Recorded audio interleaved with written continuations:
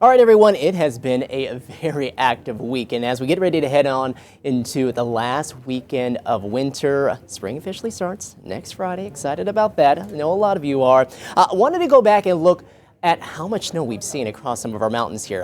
4-day totals are coming in pretty impressively across some of our spots. We're talking about close to 3 feet around Mount Baker, closing in closer to maybe even 5 feet around Stevens Pass. I know we are not done with the snow yet there, but we're going to be over 4 feet so far here for that 4-day running total. And down around Snoqualmie Pass, Crystal Mountain, around White Pass, everywhere at least getting close to, if not more, than 2 feet of snow, and we still have a little more to go as we go on into the day on Saturday before things start to change up a little bit as we head throughout Sunday and then into next work week. Now, wanted to show you this right here, the rainfall amounts we've seen since Monday morning, or really more so precipitation amounts, because this doesn't include the snow that we have seen as well, but anywhere between about maybe a ½ inch only around Bellingham, up to 3.5 inches in Olympia. And that kind of really also shows you where the orientation, where the placement of that atmospheric river was as we made our way here throughout the week. The farther north you are, the less precipitation you have seen. The farther south, you were closer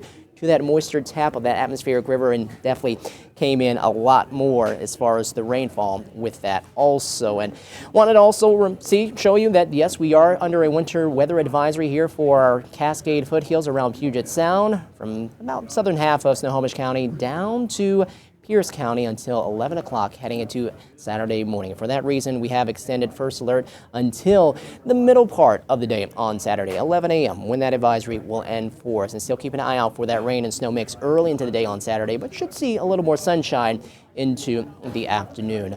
Let's talk futurecast and kind of show you how things will shape up for us, because this atmospheric river will be heading its way on off towards the south and to the east. And you can see that long line of moisture that's just off of the coast right there. That's going to be heading off and out of the area.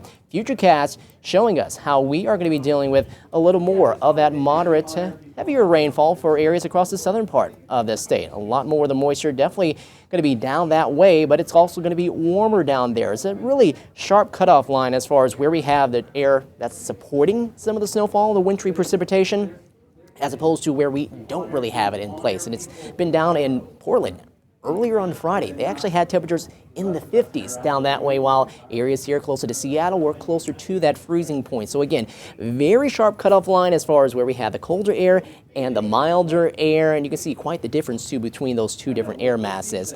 That's going to continue to diminish as we head on to the day on Saturday. For those of us near and north of Seattle, I think we'll have the better chances of seeing some of that additional rain and snow here as we start off the day. Foothill communities, best chances of maybe seeing some additional accumulations with that, and then we'll see things taper off as we head throughout more of the day on Saturday and then into more of Sunday. We're expecting to see quite a bit more of that moisture to come on through here, and that is going to lead us to what we're expecting heading on into next week, where you can see that we're going to have more atmospheric river moisture. It's just going to be coming in from a milder and a warmer direction. And so as we continue on into Sunday evening, into more of Sunday night, Monday, we're talking about a lot of heavy rain ahead for us. Now, a lot of that will be directed farther to the north across BC. For those of us down here closer to western Washington, some of that heavy rain is going to impact us, but the big thing is it's going to warm up substantially too. Temperatures getting all the way up into the 60s by the time we head into the middle part of next week. Here's your forecast. Next 7-day stretch. First half of the day on Saturday will be a first alert day. Then things should start to quiet down a little bit for us, and we're keeping an eye out for some heavier rain to move on in again at some point as we head on into next week, depending on the placement of that atmospheric river. St. Paddy's Day should be wet again. Higher chances of rain farther north up near the Canadian border. And the first day of spring later into next week, temperatures finding their way back into the low 60s as we head into next Friday, as we see a high of 62 and see a low of 49.